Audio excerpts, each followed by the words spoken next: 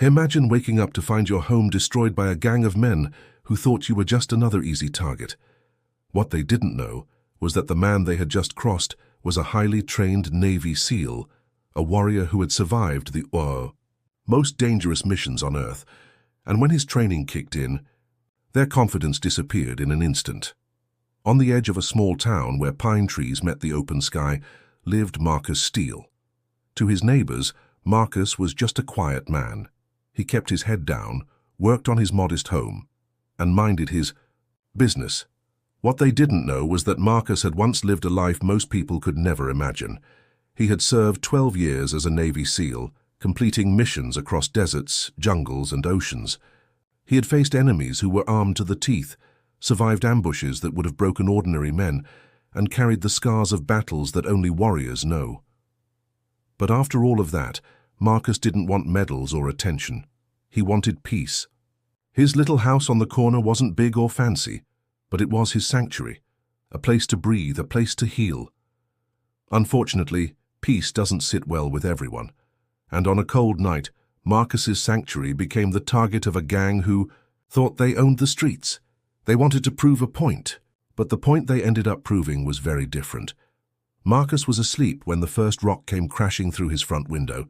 He jolted awake, instincts instantly alert. Years of military conditioning didn't fade, they sharpened. He rolled out of bed barefoot, moving silently to the window. Outside, shadows moved. A group of men, laughing, shouting, throwing bottles. They kicked over his trash cans, spray-painted his fence, and one even lit a Molotov cocktail, hurling it against the side of his shed.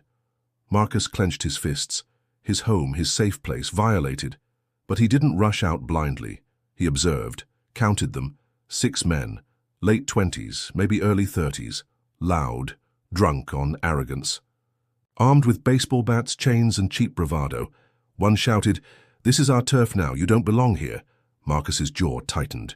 He had heard those words before, overseas in war zones where men tried to intimidate villages with fear, and he knew how to deal with men like that.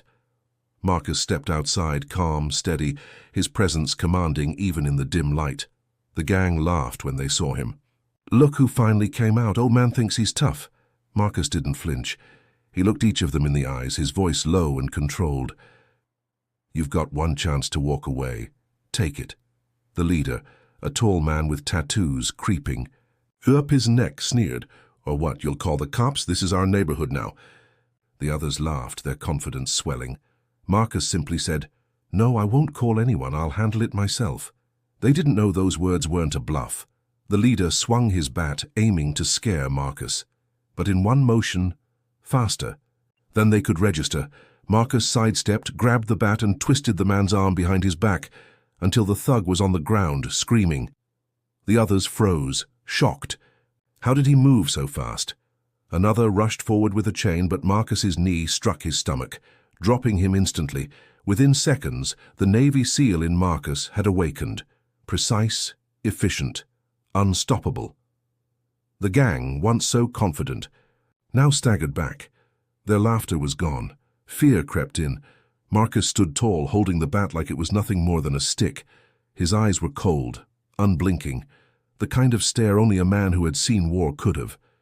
"You think you're tough?" Marcus said.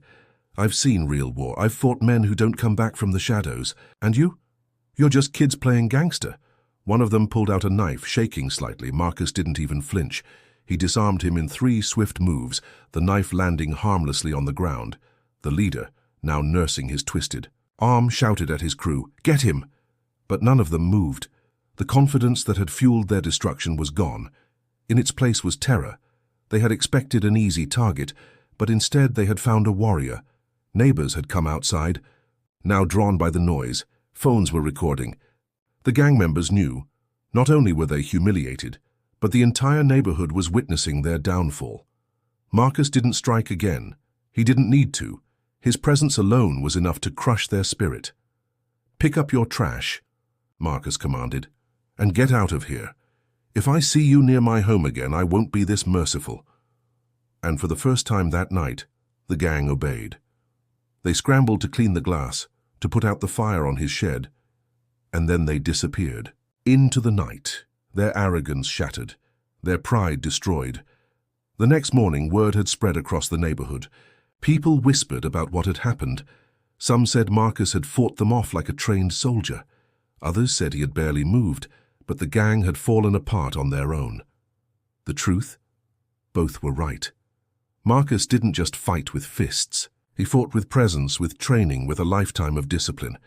Police arrived later, taking statements. The gang was eventually caught on camera footage from nearby homes, arrested, and charged with destruction of property, trespassing, and attempted arson. But what stuck in everyone's mind wasn't the arrest. It was the fact that one man, quiet, calm, unassuming, had stood against 6 and sent them running without fear. Neighbors began to treat Marcus differently. Respect replaced silence. And slowly, people started asking him for advice, for guidance, even for protection. Marcus hadn't wanted the spotlight. But in that moment he realized something. Sometimes peace has to be defended, and sometimes the quietest man in the neighborhood is the strongest one of all.